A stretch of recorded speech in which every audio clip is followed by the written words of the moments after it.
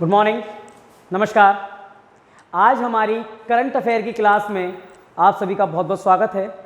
आज 13 अप्रैल 2021 के दिन हम डेली न्यूज़ के ऊपर चर्चा करेंगे, यानी कि 13 अप्रैल की हम डेली न्यूज़ को कवर करेंगे।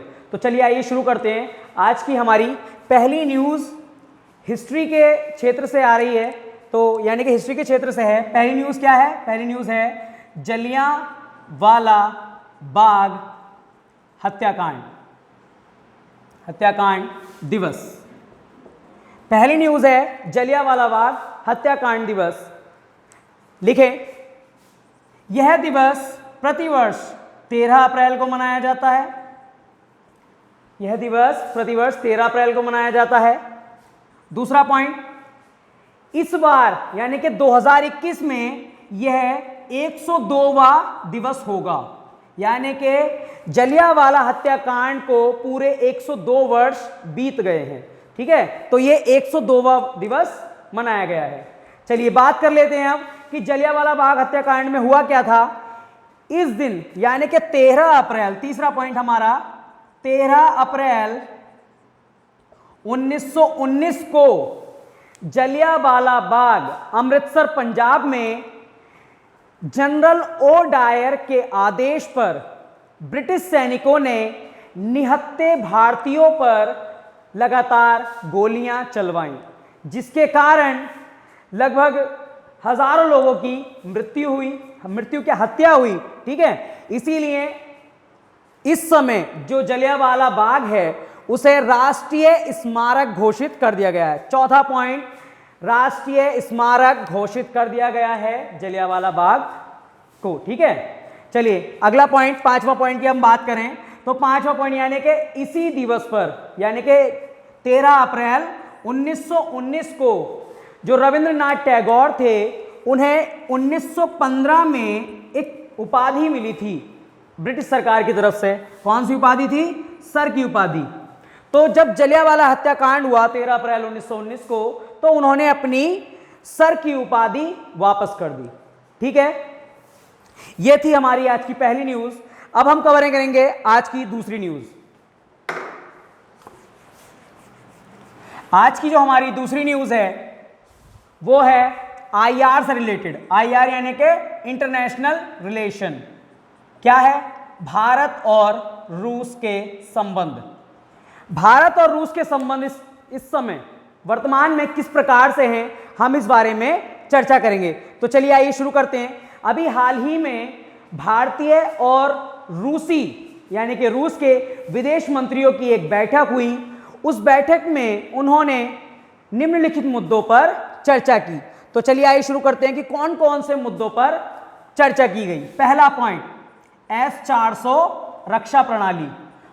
मोस्ट इंपॉर्टेंट है, ध्यान रखना, सिविल सर्विसेज के हिसाब से ध्यान रखना। S-400 रक्षा प्रणाली काफी मोस्ट इंपॉर्टेंट हो जाती है, क्योंकि ये इकलौती विश्व की ऐसी रक्षा प्रणाली है जो काफी एडवांस है। ठीक है, तो इसके ऊपर बात कर लेते हैं कि S-400 रक्षा प्रणाली है क्या। S-400 रक्षा प्रणाली सतह से हवा में मार करने वाली एक काफी एडवांस प्रणाली है। पहला पॉइंट, सतह से हवा में। ठीक है, ध्यान रखना, इस प्रकार से क्वेश्चन बन जाते हैं, अक्सर सीडीएस में क्वेश्चन बनते हैं कि ये अस्त्र हवा से हवा में वार करता है या सतह से सतह में वार करता है। ये जो S-400 रक्षा प्रणाली है ये सतह से हवा में वार करती है। ठीक है, पहला पॉइंट। दूसरा पॉइंट है कि एस रक्षा जो प्रणाली है, ये जो S-400 रक्षा प्रणाली है, इसके संबंध में यूएसए का तर्क है कि हम यानी कि भारतीय S-400 ना लेकर यूएसए की एक दूसरी एडवांस प्रणाली है, वो है थार्ड। कौन सी? Third.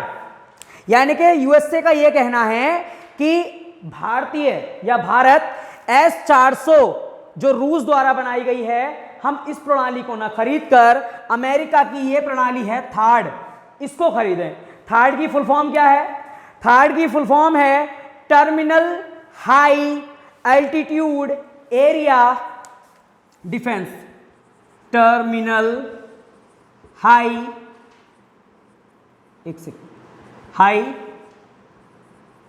Altitude area defence,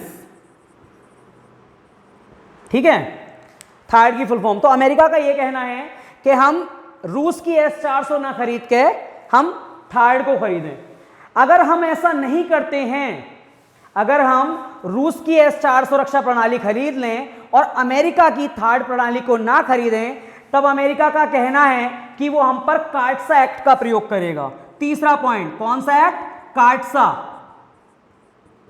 America ने कहा है कि अगर भारत अमेरिका से थर्ड नामक रक्षा प्रणाली नहीं लेगा तो उस पर कार्टसा एक्ट का प्रयोग किया जाएगा। कार्टसा एक्ट क्या है, अब इस बारे में बात कर लेते हैं। कार्टसा एक्ट है countering America's advertise through countering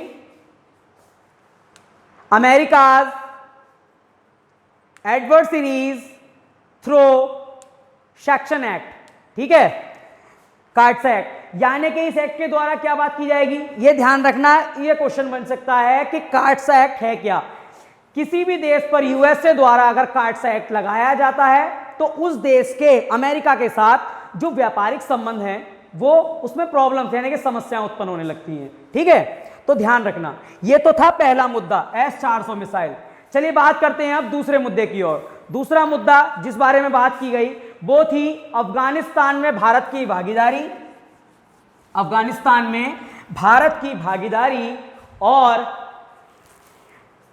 Afghanistan में जी भारत की भागीदारी और सत्ता के बंटवारे में तालिबान की भूमिका, इस बारे में भी बात की गई। अफगानिस्तान में भारत की क्या भागीदारी है, भारत की भागीदारी और सत्ता बंटवारे में तालिबान की भूमिका। चलिए इस बारे में बात कर लेते हैं। ये क्या है, यानी कि अफगानिस्तान की शांति पर हाल ही में रूस में एक बैठक की गई। यानी कि रूस में एक बैठक की गई किस बारे में? अफगानिस्तान की शांति के बारे में। क्योंकि अगर वर्ल्ड हैप्पीनेस रिपोर्ट की बात की जाए तो अफगानिस्तान सबसे अंतिम नंबर पर आता है। लगभग किसी भी रिपोर्ट की बात कर लें अफगानिस्तान लगभग अंतिम नंबर पर ही आता है। इसीलिए अभी हाल ही में जो बैठक की गई है तो अफगानिस्तान की शांति को लेकर की गई है रूस में, ठीक है। तो पहला पॉइंट ये कि उसमें भारत को इन लोगों ने हिस्सा नहीं बनाया। यानी कि भारत से रूस के संबंध अच्छे हैं और भारत की भूमिका भी पूछी गई है अफगानिस्तान के लिए कि भाई भारत क्या अपना निर्णय रख सकता है या क्या रखता है अफगानिस्तान को लेकर। लेकिन इस मीटिंग में भारत को ही आमंत्रित नहीं किया गया, ठीक है। यह तो था अपना दूसरा। तीसरा क्या है? तीसरा है कि कोविड-19 वैक्सीन में सहयोग। तीसरा जो मुद्दा था जिस बारे में बात की गई है वो है कोविड-19 वैक्सीन में सहयोग। तीसरा मुद्दा यह है जिस पर बात की गई है। तो इस बारे में क्या बात की गई है? इस बारे में बात की गई है कि रशिया की जो स्पुतनिक 5 जो वैक्सीन है, कौन सी है? स्पुतनिक 5, ठीक है, स्पुतनिक 5। स्पुतनिक 5 किस चीज के ऊपर रखा है इन्होंने नाम? इन्होंने स्पुतनिक 5 रखा है अपने पहले उपग्रह स्पुतनिक के नाम पर, ठीक है। इस वैक्सीन का नाम स्पुतनिक 5 रखा है। तो बात क्या चल रही है कि रशिया द्वारा तैयार जो स्पुतनिक 5 है उसका निर्माण अब भारत में किया जाएगा, ठीक, प्रत्यक्ष निवेश द्वारा किया जाएगा। और कितना डोजेस तैयार होगा? तो 700 से लेकर 750 मिलियन डोजेस तैयार होंगे। यानी कि स्पुतनिक 5 जो वैक्सीन है उसका निर्माण अब भारत में प्रत्यक्ष निवेश के द्वारा किया जाएगा। और कितना तैयार किया जाएगा? 700 से 750 मिलियन खुराक, ठीक है। अगला पॉइंट की हम बात करें तो अगली न्यूज है होम्योपैथी। अगली हमारी न्यूज है मेडिकल के क्षेत्र से। अगली न्यूज है मेडिकल के क्षेत्र से। क्या है? होम्योपैथी।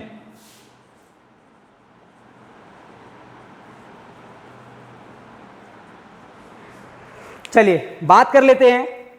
नई दिल्ली में homeopathy road map for initiative नई दिल्ली में homeopathy road map for initiative medicine पर 2 दिवसीय सम्मेलन किया गया। ठीक है, 2 दिवसीय सम्मेलन किया गया। क्वेश्चन बनेगा कहां किया गया, तो नई दिल्ली में। दूसरा पॉइंट, इस सम्मेलन को ऑर्गेनाइज कौन करता है? इस सम्मेलन को ऑर्गेनाइज कौन करता है? तो इस सम्मेलन को ऑर्गेनाइज करता है होम्योपैथी में केंद्रीय अनुसंधान परिषद, केंद्रीय अनुसंधान परिषद CCHR। ध्यान रखना, केंद्रीय अनुसंधान परिषद द्वारा इसे ऑर्गेनाइज किया जाता है। ये किसके अंडर में आता है? ये आता है आयुष मंत्रालय, आयुष मंत्रालय के अंतर्गत आता है, ध्यान रखना। ठीक है, अगला पॉइंट, ये दिवस, ये जो होम्योपैथी है इससे रिलेटेड कुछ अन्य बात कर लेते हैं कि विश्व होम्योपैथी दिवस, विश्व होम्योपैथी दिवस कब मनाया जाता है? पैथी दिवस कब मनाया जाता है? प्रतिवर्ष 10 अप्रैल को, प्रतिवर्ष 10 अप्रैल को विश्व होम्योपैथी दिवस मनाया जाता है। क्यों मनाया जाता है? क्योंकि इसी दिवस के अवसर पर, या ये कहें कि यह जो दिवस है, डॉक्टर क्रिश्चियन फेडरिक, क्या नाम था? डॉक्टर क्रिश्चियन फेडरिक सैमुअल, ठीक है, आगे Hahnemann, doctor Christian Friedrich Samuel Hahnemann के जन्म दिवस के उपलक्ष्य में यह दिवस 10 अप्रैल को प्रतिवर्ष मनाया जाता है। ठीक है, चलिए अगली बात कर लेते हैं। अगली हमारी न्यूज है जॉइंट लॉजिस्टिक नोड। अगली हमारी न्यूज है joint logistic node. Joint logistic node क्या होता है? ये जो हमारी न्यूज निकल कर आई है, ये है रक्षा मंत्रालय की तरफ से जॉइंट लॉजिस्टिक नोड। ठीक है, हमारी अगली न्यूज है जॉइंट लॉजिस्टिक नोड। तो लॉजिस्टिक क्या होता है? लॉजिस्टिक का मतलब होता है सामान का कोई केंद्र या सामान लाना ले जाने से कोई, ठीक है, लॉजिस्टिक का संबंध सामान के लाने ले जाने से होता है। तो इस चीज के ऊपर मतलब क्या न्यूज बनी है? हाल ही में चीफ ऑफ डिफेंस, कौन? Chief of defence. कौन है चीफ ऑफ डिफेंस? यह पद एक नया पद है, ध्यान रखना। चीफ ऑफ डिफेंस, पहले आपने सुना होगा chief of army, chief of navy, chief of air force. ठीक, एक नया पद है चीफ ऑफ डिफेंस। कौन है इस पद पर? जनरल बिपिन रावत। ठीक है, जनरल बिपिन रावत। चलिए बात कर लेते हैं। तो chief of defence staff general Bipin Rawat ने मुंबई में तीसरे संयुक्त लॉजिस्टिक नोड का शुभारंभ किया। तीसरे, यानी कि तीसरा संस्करण हो चुका है इसका, जॉइंट लॉजिस्टिक नोड का तीसरा संस्करण हो चुका है। ठीक है, तो किसने शुरुआत की है? जनरल बिपिन रावत ने। अब बात कर लेते हैं कि यह है क्या। पहले क्या होता था? पहले आर्मी के लिए सामान लाने ले जाने के लिए एक अलग सेशन था, यानी कि एक अलग संस्था थी। एयरफोर्स के लिए एक अलग था, नेवी के लिए एक अलग था। ठीक है, इनके ऊपर इनके कमांडर बैठे होते थे, यानी कि chief of army, chief of air force और चीफ ऑफ नेवी। ठीक है, चीफ ऑफ नेवी। तो अब क्या कर दिया गया है? जॉइंट लॉजिस्टिक नोड का मतलब है इन तीनों विभागों को, जो ये तीनों विभाग हैं, इनको ज्वाइन कर दिया गया है, इनको आपस में मिला दिया गया है। रक्षा के पर्पज से नहीं, केवल सामान के पर्पज से। सामान यानी कि जैसे ईंधन, खाद्य पदार्थ, ठीक, छोटे हथियार। पहले क्या करते थे? ये जो सिस्टम, ये जो संस्थाएं थी, ये खुद ही प्रोवाइड कराती थी अलग अलग। लेकिन अब क्या कर दिया गया है? अब इन संस्था को एक नया रूप दे दिया गया है, जिसे कहा गया है जॉइंट लॉजिस्टिक नोड। इनको अब एक ही कर दिया गया है और अब इन तीनों के ऊपर भी एक नए पद का निर्माण कर दिया गया है, जिसे कहा गया है चीफ ऑफ डिफेंस। ठीक है, जनरल बिपिन रावत। चलिए, ये थी आज की हमारी 4 न्यूज़। आज के लिए इतना ही रहने देते हैं, ठीक है। धन्यवाद।